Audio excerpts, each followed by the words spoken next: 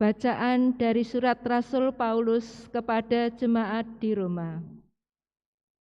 Saudara-saudara, tanpa hukum Taurat, kebenaran Allah kini telah dinyatakan. Seperti yang sudah disaksikan dalam kitab Taurat dan kitab-kitab para nabi, yaitu kebenaran Allah karena iman dalam Kristus Yesus bagi semua orang yang percaya. Sebab tidak ada lagi pembedaan. Semua orang telah berbuat dosa dan kehilangan kemuliaan Allah, dan oleh kasih karunia Allah, semua telah dibenarkan dengan cuma-cuma karena penebusan dalam Kristus Yesus. Kristus Yesus telah ditetapkan oleh Allah menjadi jalan pendamaian karena iman dalam darah-Nya. Hal ini Ia perbuat untuk menunjukkan keadilannya, karena Ia telah membiarkan dosa-dosa terjadi dahulu pada masa kesabarannya. Maksudnya ialah untuk menunjukkan keadilannya pada masa kini, supaya nyata bahwa Ia benar dan bahwa Ia juga membenarkan orang yang percaya kepada Yesus. Jika demikian, apakah masih ada alasan untuk bermegah? Tidak ada. Berdasarkan apa? Berdasarkan perbuatan? Tidak, melainkan berdasarkan iman. Sebab kami yakin bahwa manusia dibenarkan karena iman, dan bukan karena ia melakukan hukum Taurat. Atau adakah Allah hanya Allah orang Yahudi saja? Bukankah Ia juga Allah bangsa-bangsa lain? Ia benar, Ia juga Allah bangsa-bangsa lain. Artinya hanya ada satu Allah yang membenarkan orang-orang bersunat karena iman dan orang-orang tidak bersunat karena iman. Demikianlah sabda Tuhan. Syukur kepada Allah. Ya Tuhan, padamulah ada penebusan yang berlimpah-limpah.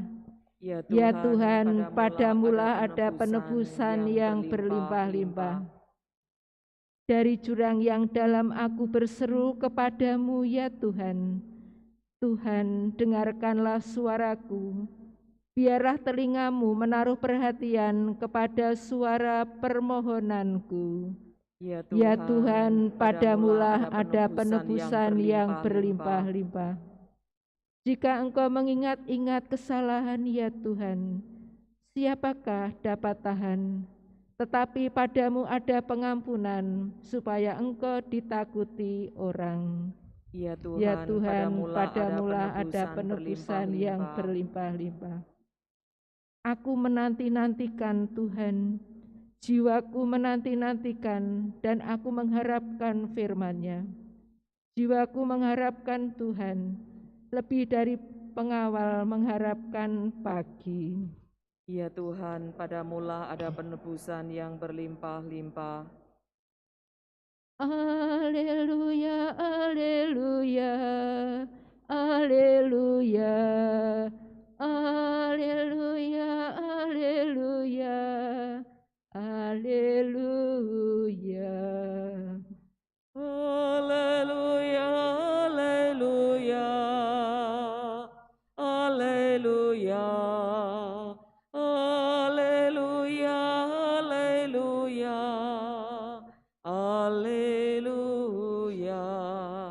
Akulah jalan kebenaran dan hidup. Hanya melalui aku orang sampai kepada Bapa. Alleluia, alleluia, alleluia, alleluia, alleluia, alleluia.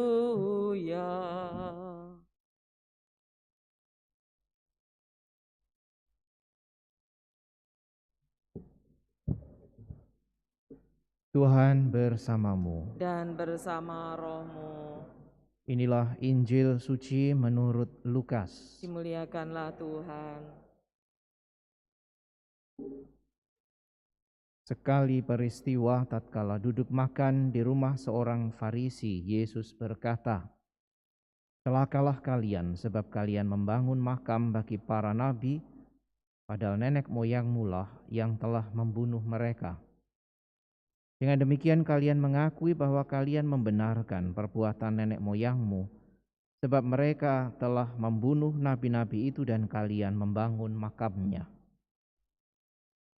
Sebab itu hikmat Allah berkata, Aku akan mengutus kepada mereka nabi-nabi dan rasul-rasul, tetapi separuh dari antara para nabi dan para rasul itu akan mereka bunuh dan mereka aniaya. Maka dari angkatan ini akan dituntut darah semua nabi yang telah tertumpah sejak dunia dijadikan, mulai dari darah Habel sampai kepada darah Sakaria yang telah dibunuh di antara mezbah dan rumah Allah. Bahkan aku telah berkata kepadamu, semuanya itu akan dituntut dari angkatan ini. Celakalah kalian, hai ahli-ahli Taurat, sebab kalian telah mengambil kunci pengetahuan. Kalian sendiri tidak masuk ke dalamnya, tetapi orang yang berusaha masuk, kalian halang-halangi." Dan setelah Yesus berangkat dari tempat itu, para ahli Taurat dan orang Farisi terus-menerus mengintai dan membanjirinya dengan rupa-rupa soal. Dengan itu mereka berusaha memancingnya, supaya mereka dapat menangkapnya berdasarkan sesuatu yang diucapkannya. Demikianlah sabda Tuhan. Terpujilah Kristus. Saudara sekalian yang terkasih, berhadapan dengan orang-orang Farisi dan ahli Taurat, Yesus sebenarnya sudah menegaskan bahwa di dalam dirinya lah kebijaksanaan Allah bisa ditemukan. Kebijaksanaan yang membawa orang pada pengenalan akan Allah dan cinta yang lebih besar kepadanya. Tetapi justru orang-orang Farisi menutup pintu hati untuk tidak mau percaya dan bahkan menghalangi orang lain untuk mencapai kebijaksanaan itu, yaitu percaya kepada Yesus. Maka dalam konteks seperti inilah tadi Yesus mengatakan, celakalah mereka, sebab sama seperti nenek moyang mereka yang tidak menerima kehendak Allah dan bahkan membunuh para nabi, demikian juga itulah yang sebetulnya sedang mereka lakukan, menghalangi orang untuk percaya bahwa kebenaran Allah sedang dinyatakan, dan secara lebih khusus lagi itu lewat diri Yesus Kristus. Saudara sekalian yang terkasih, maka kita diajak untuk membuka hati kita agar kebenaran Allah itu semakin sampai kepada kita dengan percaya kepadanya. Itulah yang tadi dikatakan juga oleh Santo Paulus di dalam bacaan yang pertama, bahwa percaya kepada Allah memampukan kita untuk semakin beriman, menyerahkan hidup kita dan memandang Allah sebagai orientasi hidup yang menggerakkan kita. Mari kita mohon agar rahmat iman ini senantiasa dicurahkan, sehingga kita boleh dibawa semakin sampai kepada kebenaran dan penerimaan akan Kristus sebagai juru selamat kita.